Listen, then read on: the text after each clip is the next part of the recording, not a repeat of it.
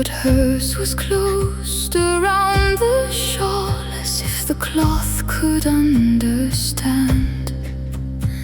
He needed her to stay with him, but something broke her name. She pulled away before he held and vanished into rain. She fell where no one saw her fall, where pine roots touched the ground. Her tears went down through moss and soil without a single sound. Hey, hurrah! In the resin on the bark, where the wounded pine still gleams, I followed what was almost you, through the breathing green. In the amber down the spine of the old tree in the rain, I followed what was almost you, past the edge of everything.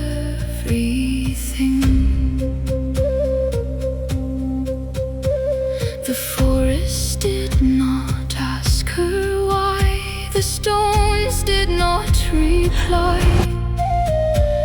A crow sat black on broken wood and watched her passing by.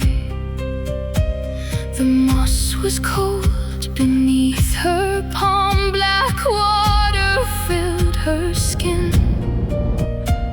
The path did not call out her name, but still her feet went in.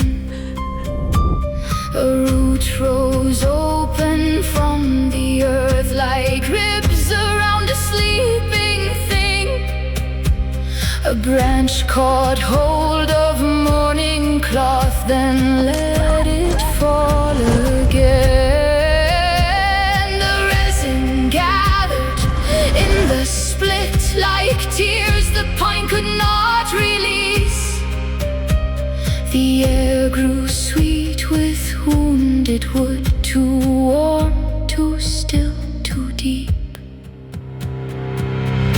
In the resin on the bark, where the wounded pine still gleams, I followed what was almost you, through the breathing green. In the amber down the spine of the old tree in the rain, I followed what was almost you, until it turned and knew my name. The crow was there before it flew, the same branch bent again. The roots went further than they should beneath it darkened rain. No voice remained behind the hill, no human sound came through, only dripping bark and breath and something almost true. The forest wept without a sound from every hidden scar, and every drop of amber light remembered where you are. At the roots of an uprooted pine, the whole wood gathered still, her fingers locked around the shawl against her failing will. The scent of resin filled the air, too sharp, too sweet, too near, as if the forest held its wound and waited for her there. Hey, hey, hurrah!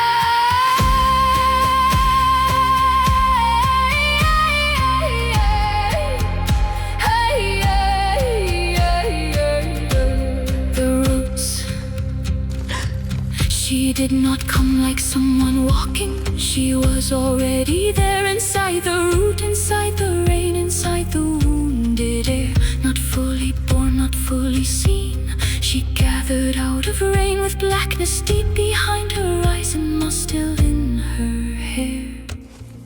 When I opened in the rain, not brave, not healed, not free, the hands beneath my shaking hands were waiting under me. The shawl was trembling between us, and my fingers tried to stay, but the cloth went slowly from my hands, like night fall into clay.